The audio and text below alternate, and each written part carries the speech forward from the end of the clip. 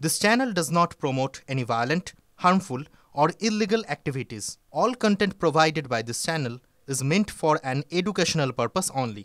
Lima, গতকাল থেকে যে হাড়হিম করা ঘটনায় আমরা নজর রেখেছি, এবার সেই ঘটনার একটা ছোট্ট আপডেট। কারণ গল্ফ গ্রিনে মহিলার যে কাটা মাথা উদ্ধার হলো, সেই কাটা মাথা উদ্ধারের ঘটনায় আটক করা হয়েছে একজনকে।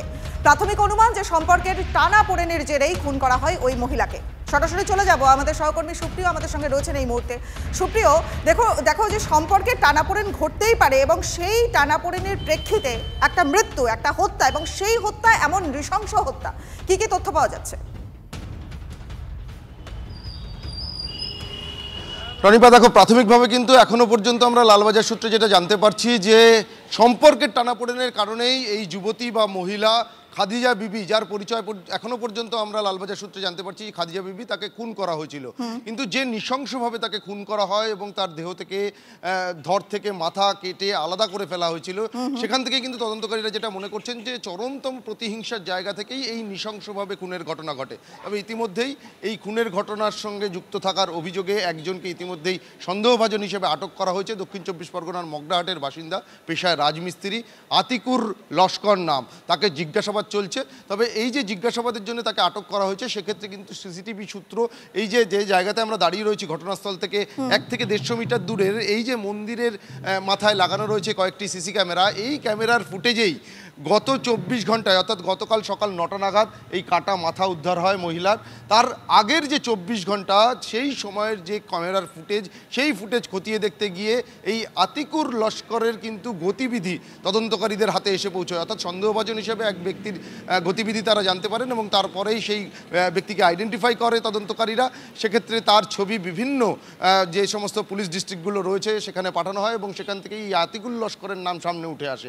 অন্যদিকে এই যে খাদিজা বিবি, এই স্থানীয় অর্থাৎ আজাদগড় বা এই গল্ফ গ্রিন এলাকাতে যে সমস্ত স্থানীয় বাসিন্দারা বা ব্যবসায়ীরা রয়েছেন, তাদের থেকে এই খাদিজা বিবির পরিচয় তদন্তকারীরা জানতে পারেন এবং তারপরেই এই আতিকুর লস্করকে তদন্তকারীরা আটক করেন এবং তাকে লাগাতার জিজ্ঞাসাবাদ চলছে। এবং সেখান থেকে যেটা এখনো পর্যন্ত সূত্র মারফত আমরা জানতে পারছি, যদিও অফিসিয়ালি লালবাজারের তরফ থেকে এই খুনের ঘটনা নিয়ে কোনো রকম কোনো বিবৃতি দেওয়া হয়নি, কিন্তু যেটা সূত্র মারফত জানতে পারছি যে এই খাদিজা বিবি, তার একাধিক বিবাহ বহির্ভূত সম্পর্ক ছিল। কোথাও গিয়ে তদন্তকারীরা যেটা মনে করছেন যে এই যে আতিকুর লস্কর নামের যে ব্যক্তি, যাকে ইতিমধ্যেই পুলিশ আটক করেছে, জিজ্ঞাসাবাদ চলছে, তার সঙ্গেও একটা সম্পর্কের কোনো রকম একেবারে সুপ্রিয়, তুমি নজর রাখো। আপাতত ধন্যবাদ তোমায়। একেবারে মর্মান্তিক একটা নৃশংস হত্যাকাণ্ড, যে একটা দেহ এখনো খুঁজে পাওয়া যাচ্ছে না, তার কাটা মুন্ডুটা কালকে খুঁজে পাওয়া গেছে এবং সেটা নিয়েই জল্পনা আরও তীব্র হচ্ছে স্থানীয়রা এবং স্থানীয় বাসিন্দারা, প্রত্যক্ষদর্শীরা, তারা কি বলছেন আগে সেটা শুনুন। এই মানে যাদবপুর থেকে হেঁটে আসতো, এটাই দেখেছি। এবার অরিজিনাল বাড়ি কোথাও না, দেখেছি, এমনি দেখেছি, কিন্তু চিনি না। লোকের বাড়ি রান্নার কাজ করতে হয়, 4-5 বার দেখেছি, হয় 4-5 বার দেখেছি। সকালেও 8টা সাড়ে 8টা নাগাদ দেখা যেত। যাদবপুর থেকে হেঁটে আসতো, কখনো ওই দিক থেকে আসছে, বিকালের দিকে হয়তো বাড়ি ফিরে যাচ্ছে, এইটাই দেখতাম। আমি মোটামুটি 4-5 মাসের ভেতরে হয়তো মাসে 1বার কি 2বার দেখা পড়েছে। এছাড়া বয়স হবে কত, 35-36 বছর বয়স। আর এই ঘটনাকে কেন্দ্র করে জমে উঠেছে রাজনৈতিক চর্চা। শহরের আইন শৃঙ্খলা পরিস্থিতি প্রশ্নের মুখে। কি বলছেন বিরোধীরা, কি বলছেন শাসক দল, শুনুন। মহিলাদের জন্য তো কলকাতা শহর নাকি ভারতবর্ষের 1 নম্বর শহর, তো স্বাভাবিকভাবে তার নিদর্শন হয়তো পাওয়া গেছে। মাননীয় মুখ্যমন্ত্রী এনসিআরবিতে ডেটা লুকিয়ে রেখে 1 নম্বর হতেই পারেন, ডেটা লুকিয়ে রেখে বা ডেটা ফিট করার দায়িত্ব রাজ্যদের হাতে থাকে অনেক সময়। তো স্বাভাবিকভাবে আপনি মানুষকে দেখাতে পারেন আমরা 1 নম্বর, কিন্তু আদপে আমরা কোথায় আছি সেটা বাংলার মানুষ হারে হারে বুঝতে পারছে। আবর্জনা স্তূপ, তার মধ্যে কাটা মুন্ডু, কলকাতা শহরের মহিলা, কেউ কিছু জানেন না, বোঝেন না, খোঁজ রাখেন না। নজরদারি কি হলো? প্রত্যেকটি মানুষের ব্যক্তিগত পরিসরে নজরদারি করে পারলে প্রায় পুলিশ। পশ্চিমবাংলাটা ভয়ানক বিপর্যয়ের মধ্যে কিন্তু পড়ছে।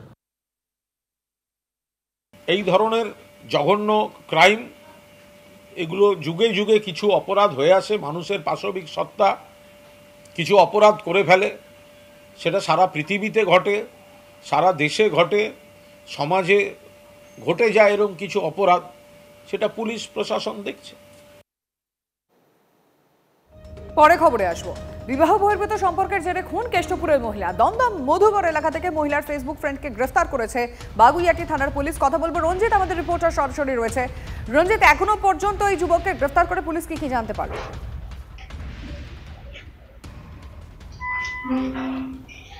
দেখো, বিবাহ বহির্ভূত সম্পর্কের টানাপোড়েন এবং তার জেরেই খুন হতে হলো এই অভিষিক্তা দে সাহাকে। এবং মূলত তোমাকে জানিয়ে রাখি যে গতকাল অভিষিক্তা দে সাহা ঠিক এই ফ্ল্যাটের নিচে আমরা দাঁড়িয়ে রয়েছি। এই ফ্ল্যাটের 3 তলায় কিন্তু তার নিথর দেহ উদ্ধার হয়েছে, গলায় ওড়না দিয়ে ফাঁস জড়ানো অবস্থায়। এবং সেই ঘটনার তদন্তে নেমে তদন্তকারী আধিকারিকরা মূলত 3টি বিষয়, অর্থাৎ অভিষিক্তা দে সাহার যে স্বামী ছিলেন বুদ্ধদেব সাহাকে জিজ্ঞাসাবাদ করে একজন ফেসবুক ফ্রেন্ডের নাম উঠে আসে। এবং সেই মতো তদন্তকারীরা 2-4 জনকে জিজ্ঞাসাবাদ করার পরে এবং পারিপার্শ্বিক তথ্য প্রমাণ সমস্ত নমুনা সংগ্রহ করে এবং সেখান থেকে জানা যায় যে এই মধুগড়ের বাসিন্দা কৌশিক সাহার সঙ্গে বেশ কয়েক মাস ধরে তার কিন্তু পরিচয় হয়েছিল। একেবারে বুঝতে পেরেছি, পুলিশ এখনো পর্যন্ত বিষয়টা খতিয়ে দেখছে, আমাদের নজর থাকবে। রঞ্জিত, ফোন করেছিল, ফোন করে জানালো যে এরকম মারা গেছে। কে, নাম কি? ওর স্ত্রী, ওয়াইফ। কত বছর বিয়ে হয়েছে? 7-8 বছর। 7-8 বছর।